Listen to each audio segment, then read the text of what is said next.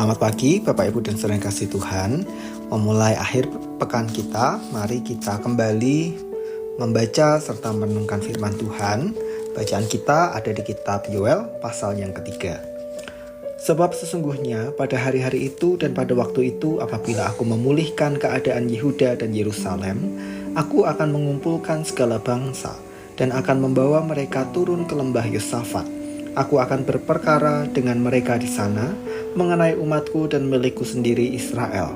Oleh karena mereka mencerai-beraikannya ke antara bangsa-bangsa dan membagi-bagi tanahku.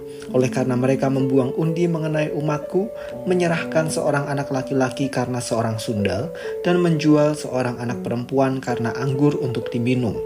Lagi apakah sangkut pautmu dengan aku, hai Tirus dan Sidon, dan seluruh wilayah Filistin?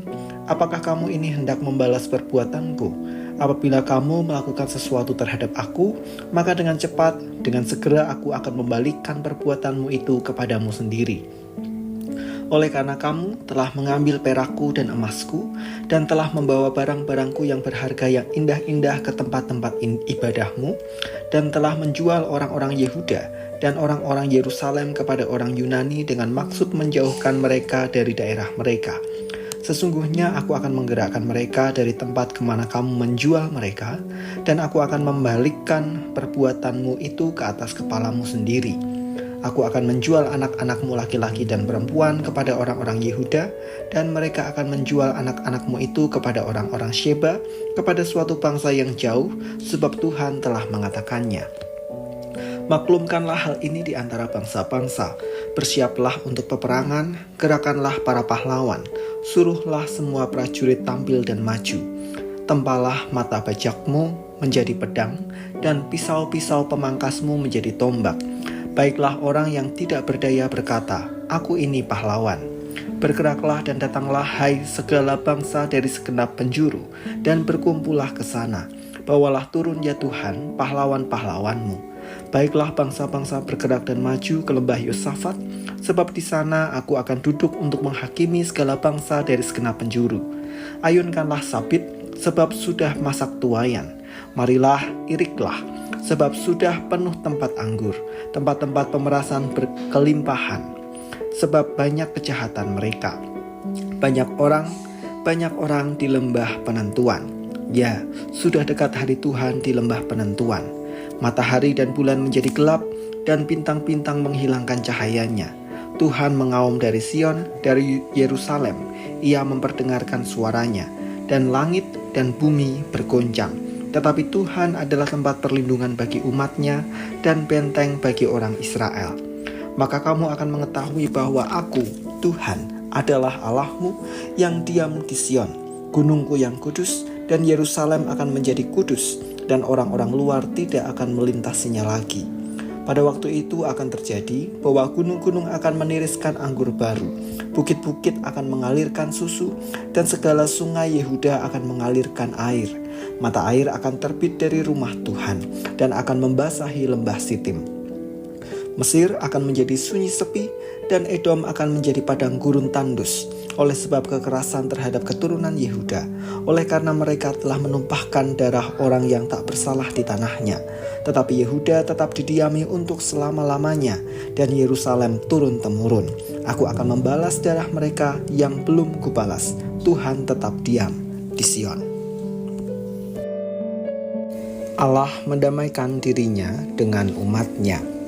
Ada dua tindakan kontras yang Allah kerjakan dalam bacaan kita. Pertama, Allah menghukum bangsa-bangsa yang telah merampas umatnya, wilayah dan setiap harta benda yang ada di dalamnya. Allah mau menegaskan bahwa ketiganya merupakan milik Allah. Jika bangsa lain tidak menghormati Allah dan miliknya, Allah bertindak untuk merebutnya kembali, bahkan menghukum. Sedangkan yang kedua, Allah mendamaikan dirinya dengan umatnya. Ditunjukkan dengan tindakan Allah mengumpulkan umat yang mau bertobat di lembah Yosafat. Suatu kesempatan bagi umat untuk hidup bersekutu kembali dengan Tuhan, Allah yang memilih dan memiliki mereka. Bapak Ibu dan saudara kasih Tuhan, kita melihat bahwa Allah konsisten dengan tindakannya sejak semula. Ia mengasihi dan menghargai miliknya, sehingga ia membela dan menjaga apa yang ia miliki. Meskipun Allah murka oleh pemberontakan umat, ia tidak mengingkari perjanjiannya. Maka kemudian ia mendamaikan dirinya dengan umatnya. Ratusan tahun kemudian, penggenapan akan janjinya kita dapati di dalam Kristus. Wujud nyata tindakan Allah untuk hidup berdamai dengan umatnya. Bersyukurlah karena kita telah diperdamaikan dengan Allah di dalam hidup dan karya salib Kristus. Maka bagian kita adalah menjaga agar tetap hidup sebagai umat yang bersekutu dengan Allah. Jangan sampai pengalaman pemberontakan terhadap Allah kita ulangi kembali, yaitu dengan meninggalkan Allah, atau bahkan dengan tidak menaati firman-Nya. Tetapi mari justru dengan penuh syukur kita belajar untuk setia kepada Tuhan Allah kita yang mendamaikan kita di dalam Putra Tunggal-Nya, Yesus Kristus. Mari kita berdoa. Kami bersyukur untuk akhir pekan yang boleh kami jumpai, dan kami juga bersyukur karena memulai akhir pekan ini dengan merenungkan firman-Mu yang mengingatkan kepada kami bahwa sesungguhnya Engkau Allah yang begitu mengasihi kami, bahkan di tengah kegagalan kami untuk hidup setia kepadamu, Engkau yang berinisiasi atau memulai terlebih dahulu untuk hidup berdamai dengan kami dengan mengirimkan Putra Tunggal-Mu, Yesus Kristus. Ajar kami Tuhan agar kami menghargai karya yang begitu besar yang setelah Tuhan kerjakan bagi kami dengan cara belajar setia kepadamu. Kami menyerahkan aktivitas kami di sepanjang hari ini Tuhan, kiranya Engkau menyertai dan memberkati kami. Di dalam nama Tuhan kami Yesus Kristus kami berdoa.